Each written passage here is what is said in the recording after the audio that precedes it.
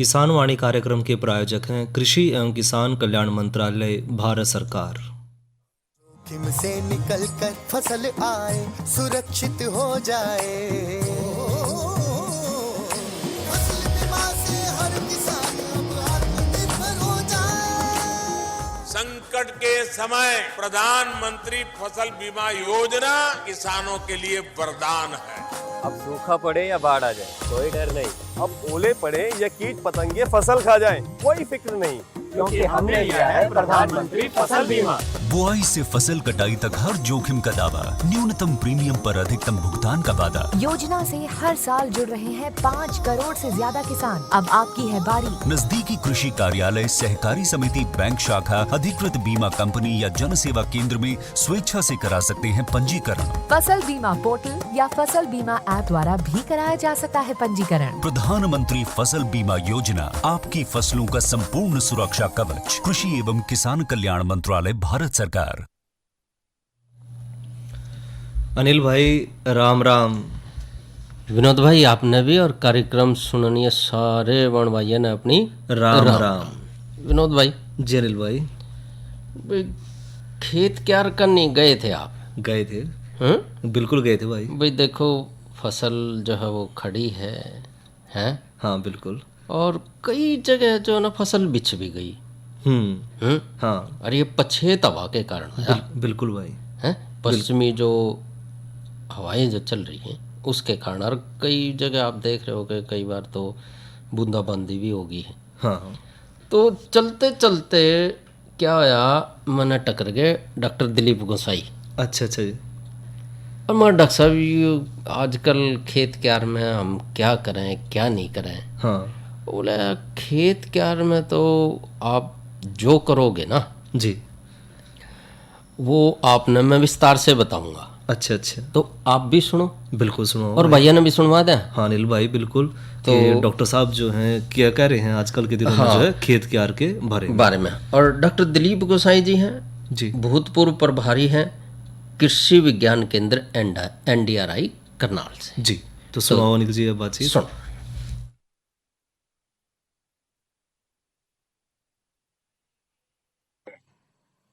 और उसमें कंट्रोल करें कि वो दिन के टाइम अगर उनकी बिजली आ रही है या रात को आ रही है तो वो हल्का पानी दें, जिससे कि खेत में गेहूं हवा तेज चलने पे अचानक गिरे नहीं। कुछ किसानों की गेहूं है वो अभी हाल ही में गिरी है, ऐसा हमको काफी किसानों ने पूछा है। तो उन्होंने कहा डॉक्टर साहब इसमें क्या डालें कि पुनः खड़ी हो जाए, तो उसका कोई इलाज होता नहीं है। भगवान जी से हमारी अनुकंपा है कि उनकी कृपा बनी रहे और आपकी गेहूं खड़ी रहे। बाई चांस वो गिरती है तो तुरंत बीच में जाके पौधों को खड़ा करने की चेष्टा करें। काफी जगह ये खड़ी होने पुनः शुरू हो गई अपने से। डॉक्टर साहब उसको कोई डंडी का सहारा दें या वैसे ही अपने आप?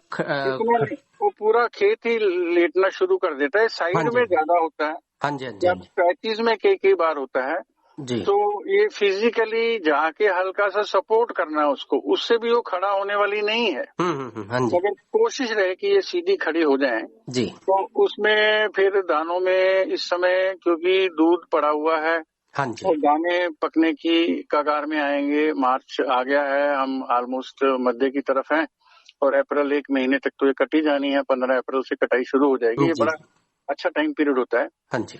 जिन्होंने पीछे कुछ लगाई है गेहूं और अभी दूध के दाने बनने शुरू हो गए हैं, उनमें बाली दिखनी शुरू हो गई है, तो किसानों से मेरा आग्रह है कि वो किसान 1 एकड़ जमीन के लिए जो है 0050 जी इसका स्प्रे करें और उसमें 70 ग्राम के आसपास बोरोन भी मिला लें। जी, ये दोनों का घोल अलग अलग बनेगा जी। और इसमें पानी की मात्रा कितनी रहेगी डॉक्टर साहब? इसमें 8 टंकी घोल के लिए 8 लीटर पानी में ये दवा घुलेंगी दोनों। अच्छा जी। अलग अलग घुलेंगी घोल, मगर एक ही ड्रम में दोनों फिर डाल लेंगी। अच्छा जी। 0050 में सिर्फ पोटाश होता है, इसमें NPK में नाइट्रोजन और फास्फोरस नहीं रहेगा। जी। इस समय पौधे को ताकत लेनी है दाने का चमक बढ़ाने के लिए, दाने का भार बढ़ाने के लिए।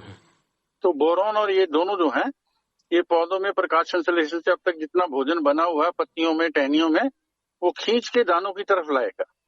तो मैं दोबारा रिपीट कर रहा हूँ, 0050 जमा अलग से घोल बनाएंगे 70 ग्राम बोरोन का, और उससे उनकी कुल पैदावारी में इस बार देखेंगे कि दानों का भारोवृद्धि होने से इजाफा होगा। जी तो किसानों से मेरी यही सलाह है गेहूं के लिए। डॉक्टर साहब, और एक सवाल है, जो आपने दवाई बताई, जो छिड़काव बताया, वो कौन सी दवाई थी? एक बार किसान भाइयों को दोबारा बता दीजिए। मैंने बोला, दवा जो पहले पीले रतुए के लिए बताई है उसका नाम है टिल्ट। जी, ये दवा तभी छिड़कें जब कोई संकेत आते हो। हाँ जी, हाँ जी। केला चेपा होगा तो लोकल में कई ब्रांड चलते हैं, आप केला चेपा के लिए अलग से किसी भी विशेषज्ञ से पूछ के अपने हाँ जी, हाँ जी। एरिया के मुताबिक वो स्प्रे भी कर सकते हैं। जी, तो आप इनको सभी चीजों को ध्यान से किसान भाई सुने और वही करें। हमने खाम का खेत में स्प्रे बढ़ाने नहीं है जी, जी, जी, हमने कह दिया और आप कल से ही लग जाओ। तेला चेपा भी करना है, 50-50 भी करना है, बोरोन भी करना है। हाँ जी, हाँ जी। ओवरलोडिंग नहीं, just in a phased manner, धीमे धीमे अगर जरूरी समझते हैं तो जी। किसान भाई करेंगे। तो इसमें खर्चा बहुत ज्यादा नहीं है, मेरे को पक्का पता है। हाँ जी, और करने वाला भी 200 रुपया ही 1 एकड़ के लेते हैं, खुद कर लें तो और अच्छा है। बोरोन और 0050 का जब स्प्रे करेंगे तो मेरा अनुरोध है कि किसान ध्यान देंगे जी। कि फुहारे को थोड़ा ऊपर रखना है बाली से। अच्छा जी।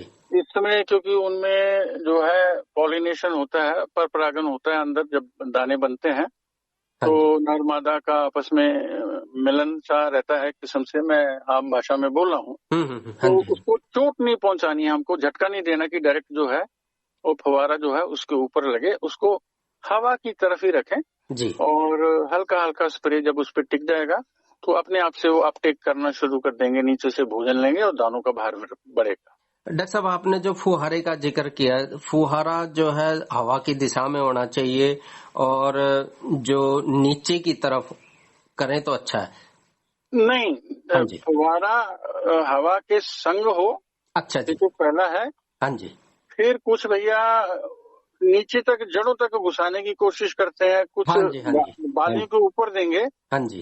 तो बालियों के ऊपर हल्का सा और ऊपर लेना है, अच्छा इसमें जी। खाली। जी, जी। औरों में तो हम कहते हैं कि साथ लगाइए आप, हाँ जी। मगर इसमें हमने दानों को चोट नहीं देनी है कि प्रेशर ज्यादा हो। हाँ जी। और कोशिश करें फ्लैट फैन नोजल से जी, जी। इसको स्प्रे करेंगे। जी। तो ये तो हुई गेहूं पे बात। और फिर आराधना भगवान जी से हमारी प्रार्थना कि सबको अच्छी पैदावारी हो। और डॉक्टर साहब, एक सवाल और जी। और जिन भाइयों ने जौ का, अगर जौ की बिजाई कर रखी है, वो क्या करें डॉक्टर साहब? वो जौ में भी अभी वैसे कोई खास विशेष तो नहीं है। उन्होंने जो फर्टिगेशन की है, जिस तरह का उन्होंने खाद दिया है, DAP, यूरिया, हाँ जी, हाँ जी। तो उसमें हमारी ये सिफारिश अभी नहीं है कि 19-19-19 का स्प्रे करें या 052-34 का करें या 0050 का करें। उसके लिए अगर कोई खास ही कमी महसूस होती है उनको, जी, तो वो हमसे सीधे फोन भी कर सकते हैं। हम उनको बताएंगे कि किस अवस्था में है, कब लगी थी, कितने दिन का पौधा हो गया है हाँ जी। और इसको क्या जरूरत है। तो फिलहाल मेरी कोई ज्यादा सिफारिश जौ के लिए नहीं है। जी, गेहूं पर मैं बहुत ज्यादा कंसंट्रेट करके इसको बोल रहा हूँ। जी, जी। जिन भैया लोगों ने चारा लगाया हुआ है, विशेष रूप से बरसीम, जी, उनसे मेरा अनुरोध है, अगर उनके पास BL42 बरसीम लुधियाना 42 का बीज था, हाँ जी। उसको हाडू या साडू बोलते हैं हमारे यहाँ कॉमन भाषा में, आम भाषा में। हाँ जी, हाँ जी। ये मई के आखिरी तक हरा चारा चलता है। जी, और उनसे है कि अभी वो 1 या 2 काट और ले लें जी। और अप्रैल पहले हफ्ते से वो इसको रोक दें। अप्रैल के पहले हफ्ते से?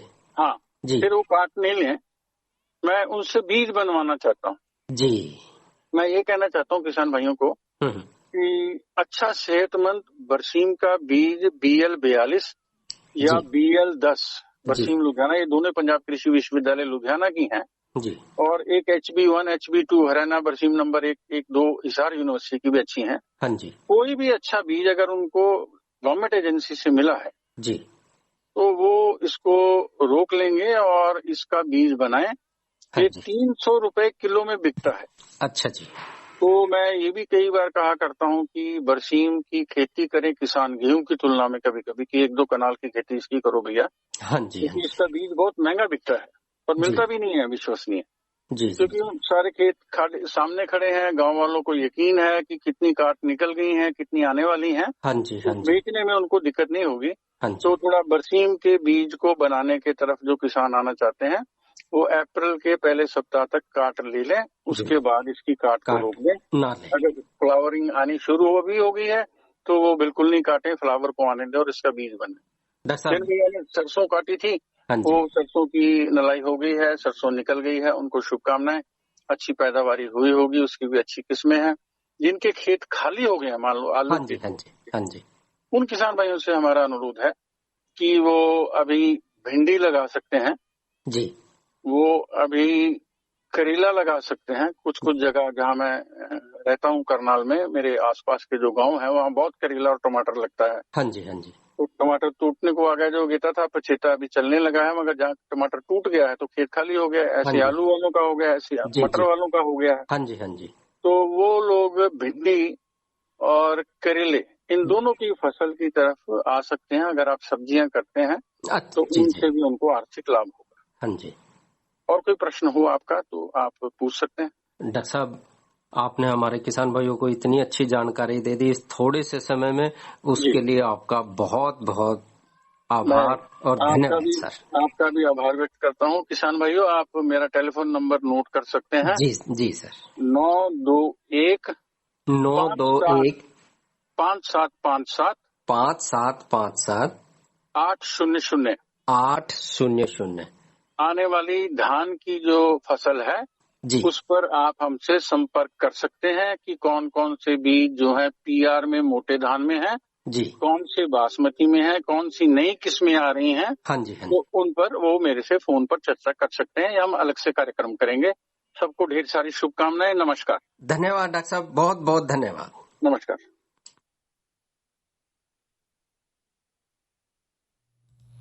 तो विनोद भाई, जी अनिल भाई, आपने तो खेत क्यार की बहुत बढ़िया जानकारी और दी। डॉक्टर साहब ने फोन पे दी ये जानकारी जी कि भी जो मक्का डॉक्टर साहब चले गए थे। जी जी। मक्का डॉक्टर साहब, फिर मेरे मन में जो सवाल आया, मक्का डॉक्टर साहब हमने जो आप अच्छी बात बताओ कोई कि भाई जिससे खेत क्यार में जो है बिल्कुल हम किसान भाइयों ने जो है थोड़ा सा फायदा उठा सकें। बिल्कुल आपका भी फायदा, हमारा भी फायदा और किसान भाइयों का भी फायदा। बिल्कुल है बिल्कुल विनोद भाई, बिल्कुल भाई। तो अनिल भाई जो है इसके साथ एक जो है लोकगीत जरूर सुनवा दो। तो लोकगीत में आज आपको सुनवा रहे हैं एक, चलो बाद में बताया। जी बिल्कुल बिल्कुल, पहले तो लोकगीत सुनो। पहले लोकगीत सुनो।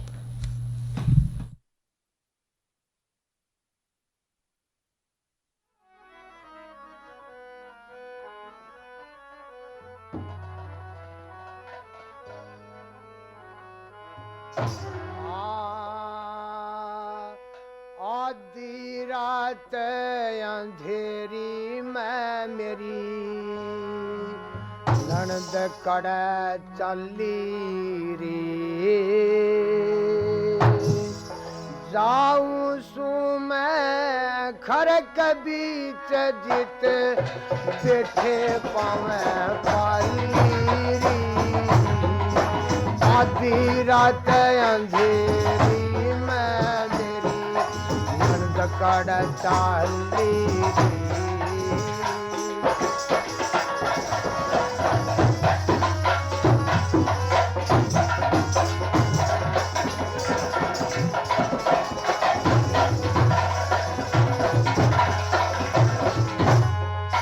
धगचान ते जावे से, धगचान ते जावे से तेरा के जामन कारा से, ईब मिलूंगी पाली ते मन मिलने का चासे, तड़के न मिल जाएगा पाली के और किट दास, उस पाली के नाका में छाती के मैं घास लोग देखेवा खावे से तू लोग देखेवा खावे से तू दुनिया की गाली झटपट संकल खोल दिए क्यों वार कर ढाली आती रात अंधेरी में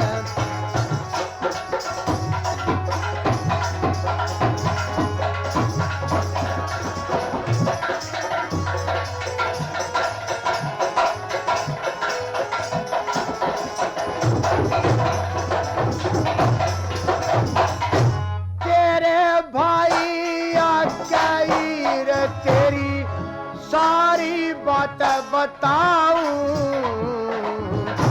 किसक कह दिए भाई ते मैं बिल्कुल ना शर्माऊं दूध का बिल्ला ले जन का तन सारा मजा चखाऊं करा जमिला दूध का बिल्ला न पाली न प्याऊं पाली तय परीत करण की पाली तय परीत करण की के मन में साली प्रीत करूंगी पाली तय जो जमना गाड़ी आधी रात अंधेरी में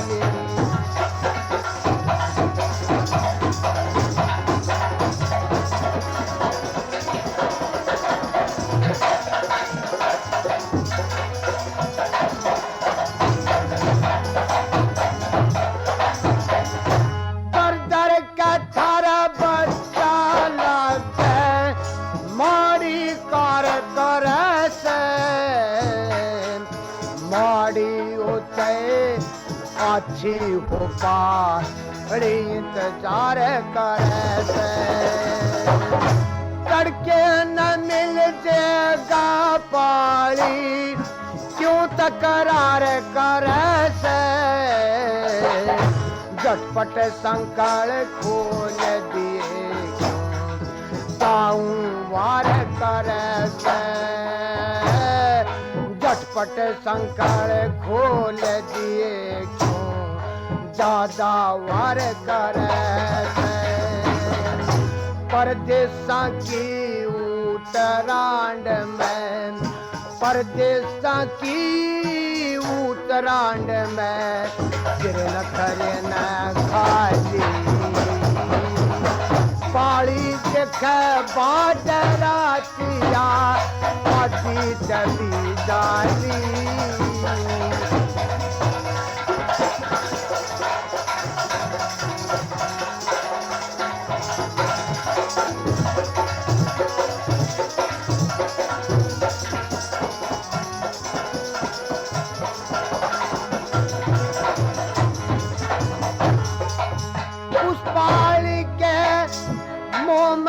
फंस के उस पाली के मुंह में फंस के छोड़ा नाना खाना पड़ो बाड़ में रंजे धोर जाना परसों नयन का हो जय जय अठेड़ा तेराना पति ते अच्छा बापी फंसी खमर जाना माई राम के काने गिल्या माई राम के काने गिल्या जागी तू घाली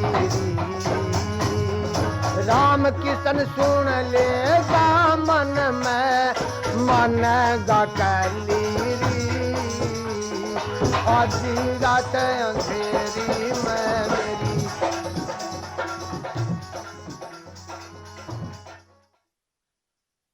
तो विनोद भाई, जी अनिल भाई। ये कलाकार थे ज्ञानी राम और साथी, और किस्सा था हीर रांझा का। जी, और आपने इससे पहले जो है खेत क्यार की बात तो करी थी, और खेत क्यार के जो है अनिल भाई मौसम का भी जो है जिक्र होना बहुत जरूरी है। तो मौसम का जिक्र करो आप। बिल्कुल भाई, अगर मौसम की बात करें तो आज का जो अधिकतम तापमान रहा वो रहा 31 डिग्री सेंटीग्रेड और न्यूनतम तापमान रहा 14 डिग्री सेंटीग्रेड। और आने वाले कल का अधिकतम तापमान रहने की संभावना है 33 डिग्री सेंटीग्रेड और न्यूनतम तापमान 17 डिग्री सेंटीग्रेड, यानी कि कल गर्मी जो है बढ़ेगी। और ये लगे हाथकाल के कार्यक्रम का थोड़ा जिक्र करोगे? अनिल भाई, कल जो है किसानों वाणी कार्यक्रम में चर्चा करेंगे नींबू वर्गीय बागों की देखभाल पे, और एक चर्चा और करेंगे साथ में आम के बागों में लगने वाले मुख्य रोग और उनके रोकथाम पे। विनोद भाई, सब्जी तो आप खाते होगे? जी अनिल भाई, बिल्कुल। और घर के सारे खावा और हम भी खावा। हाँ। हैं तो आजकल के दिनों में जो है अगर घिया की बात कर ली जाए तो कैसा रहेगा? अनिल भाई, आपने बिल्कुल सही सब्जी जो है पकड़ी है, क्योंकि घिया जो है गर्मी के मौसम की एक मुख्य फसल भी है, और जो पेट पूट की बीमारियों हैं उस खातर भी जो है घिया बढ़िया रो है, और क्योंकि अड़की है, आसानी तो पच जाए है, बिल्कुल। और इसके अलावा घर में जो है ना जी लौकी कह दे ने, हाँ, घिया भी कह दे हैं। और इसका जो रायता है ना, हाँ है बिल्कुल भाई, खीर। अरे एक और बताऊं? हाँ, कोफ्ते हैं, आपने बड़े खाए हैं? बिल्कुल भी हैं, बिल्कुल खाए। तो फिर आज घिया के बारे में थोड़ी सी चर्चा कर ले भाइयों के लिए। हाँ अनिल भाई, और क्योंकि जो घिया है उसमें वैज्ञानिक विधिता किस तरह हम उसकी बिजाई करें और किस तरह वैज्ञानिक विधिता जो है उसका जो है बढ़वार हो, उसके बारे में बात। विनोद भाई, इसमें सबसे पहला है बात किस्मों की। हाँ अनिल भाई, बढ़िया किस्म का अगर हम बीज लेंगे तो, और जो कृषि विश्वविद्यालय द्वारा जो सिफारिश किस्में हैं उनकी ही किसान भाई बिजाई करें। जी अनिल भाई, आपने जो इशारा करा है कि किस्मों की तरफ, तो किस्म की बात करें तो जो मुख्य किस्म है इसमें एक तो है पूसा समर प्रोलिफिक लॉन्ग, यानी कि लंबी घिया। हाँ, और यह जो किस्म है अनिल भाई गर्मी और बरसात दोनों मौसम में हम उगा सकते हैं, और इस किस्म के जो फल हैं वो ज़्यादा संख्या में भी लग गए हैं, और जो बेल है उसकी बढ़वार भी बड़ी तेजी तो है जी। और साथ में जो कच्चे फल हैं उसकी लंबाई लगभग 40 से 50 सेंटीमीटर, और जो फल है उसका रंग हल्का सा हराव है। और विनोद भाई, इस समय जो ये समय चल रहा है ना जी, वो घिया की बिजाई के लिए बहुत बढ़िया समय है। बिल्कुल भाई। और एक लंबी का आपने जिक्र कर दिया, एक घिया हुआ है गोल। हाँ, गोल, उसका भी लगे आज जिक्र कर दो। हाँ अनिल भाई, जो गोल घिया है वो है पूसा समर प्रोलिफिक राउंड, यानी गोल। और यह किस्म भी अनिल भाई जो किसान भाई हैं वो गर्मी और बरसात दोनों मौसम में लगा सकते हैं, और इसके जो कच्चे फल हैं वो 15 से 18 सेंटीमीटर गोल घेरे वाले और हल्के हरे रंग के। विनोद भाई, ये तो करी आपने पूसा की बात, हरियाणा की बात कर लो। हरियाणा की जो किस्म है वो कौन सी है? अनिल भाई, हरियाणा की जो किस्म है वो है घिया इसार 22। अच्छा। हाँ, यह जो किस्म है यह भी किसान भाई जो है गर्मी और बरसात दोनों मौसम में उगा सकते हैं, और इस किस्म की जो बेल है इनमें बढ़वार भी अच्छी देखी गई है, और साथ में जो फल है वो भी अच्छा चोखा लग गया इसमें। विनोद भाई, एक घिया की जो संकर किस्म है जी, उसके बारे में भी लगे हाथ बता। हाँ अनिल भाई, जो घिया की संकर 35 जो किस्म है, या इसने पूरा नाम जिसका इसार घिया संकर 35। अच्छा। तो यह जो घिया की संकर किस्म है इसके फल भी जो है अनिल भाई बेलनाकार, यानी कि जो है, और जो बेल है इसकी वो ज़्यादा मात्रा में इस पर लग गए हैं, और बेल की बढ़वार भी अच्छी वो है इसमें। और यो भी जो फल है दोनों मौसम यानी कि गर्मी और बारिश में दोनों में उगाया जा सकता है, और कच्चे फल जो है वो खाने लायक बढ़िया भी हैं, और लगभग 25 से 30 सेंटीमीटर की। और विनोद भाई, खेत की तैयारी की अगर जिक्र करें तो खेत की जो तैयारी है वो हम सब जाने हैं कि किसान भाई को अच्छी तरह से किस तरह से खेत की तैयारी करनी है। हाँ, सुहागा लगाना है, पाटा लगाना है, डले नहीं रहने देने हैं, और माटी को बुरबुरा कर कर उसमें जो अगर आप जी खेत में, हाँ अनिल भाई, अगर जो खाद दे रहे हैं, हाँ गोबर की खाद दे रहे हैं या जैविक खाद का आप इस्तेमाल कर रहे हैं तो बहुत बढ़िया रहेगा। बिल्कुल बिल्कुल सही कर रहे हो भाई, बिल्कुल बढ़िया होगा। और देखो, देनी तो वो अभी पड़ा है रासायनिक खाद भी, हाँ उसकी मात्रा कम से कम रखा है, कम से कम रखा किसान भाई जो है। और बीज की मात्रा का जिक्र करते हो थोड़ा। अनिल भाई, बीज जो है घिया की बिजाई खातर लगभग 1.5 से 2 किलो बीज प्रति एकड़ के हिसाब के खातर जो है काफ़ी रहेगा। और बीज से पहले जो है बीज ने रात भर पानी में भिगो ले में, अच्छा, ताकि जो है बीज का अंकुरण अच्छी तरह से हो जाए। और अनिल भाई लगे जो है बीज की बिजाई की जो विधि है उसकी बात करें तो जो घिया के बीज है उन्हें थोड़ी जो है उठी हुई क्यारियाँ में और नालियों के किनारे पर बोएं, और इनकी जो चौड़ाई है वो 2 से 3 मीटर और लंबाई जो है अपनी सुविधा के हिसाब से रख सकते हैं। और 2 या 3 जो बीज है वो एक जगह पे 3 से 4 सेंटीमीटर की दूरी पर लगावें, और पौधे पर जब 2 से 3 सच्ची पत्ती आ जाए तो उन मतलब जो स्वस्थ पौधा है बस उसने छोड़कर बाकी सब न बाहर निकाल दें। और जो है पौधे के बीच में जो दूरी हो 60 सेंटीमीटर के आसपास रखें। बिल्कुल। और इसमें ना विनोद भाई सिंचाई का थोड़ा जरूर ध्यान रखें, क्योंकि आगे आगे जो सिंचाई है ना वो मौसम बदलने लग रहा है। बिल्कुल भाई। और सिंचाई जो है 5-7 दिन में कर दे तो बढ़िया है। और एक काम और भी है कि भाई थोड़ा सा पानी का जो निकास है ना, क्योंकि आगे बरसात भी होंगी। हाँ, मौसम देख कर थोड़ा सा पानी लगाएं। बरसात में जो पानी है उसकी निकासी का जरूर ध्यान रखें। अगर बरसात होगी है और पानी जो है भर गया है, बिल्कुल भाई, तो बेल को नुकसान हो जाएगा। हाँ, ये बात आप सही कह रहे हो। और साथ में जो है खरपतवार का भी जो नियंत्रण जरूर करें किसान भाई।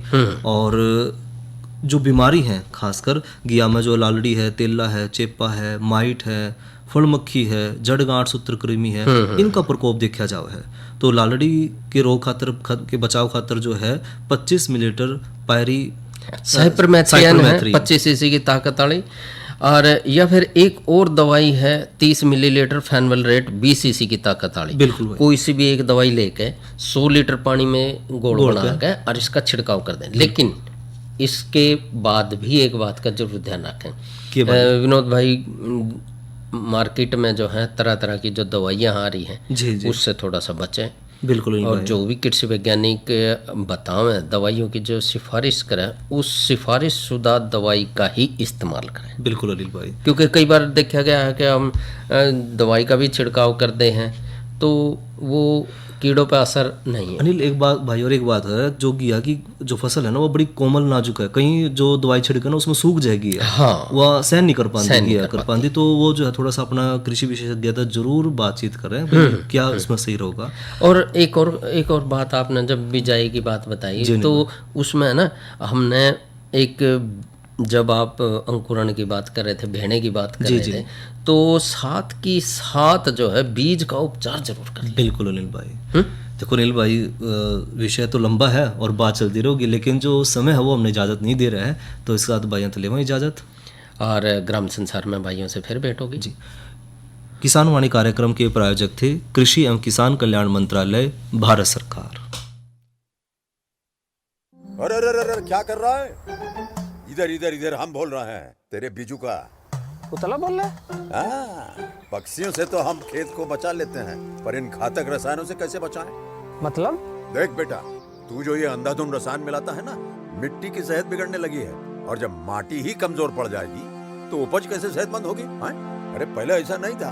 पूछना अपने बड़े बुजुर्गों से, कैसे फसल लहलहाती थी, शुद्धता झलकती थी। हाँ, माटी भी तंदुरुस्त और लोग भी। अब पहली वाली बात कहाँ? पर अब तो सब यही डाले हैं। सब नहीं, आज भी लाखों जागरूक किसान परंपरागत विधि से फसल उगा रहे हैं। खर्चा कम और उपज की कीमत भी बेहतर पा रहे हैं। सच है? रे बेटे, एक्सपीरियंस से बता रहे हैं, धूप में बाल सफेद नहीं किए हैं। हाँ। ठीक है भाई, मैं भी आज से जैविक खेती शुरू करूंगा। माटी से प्रेम की परंपरा है, परंपरागत खेती।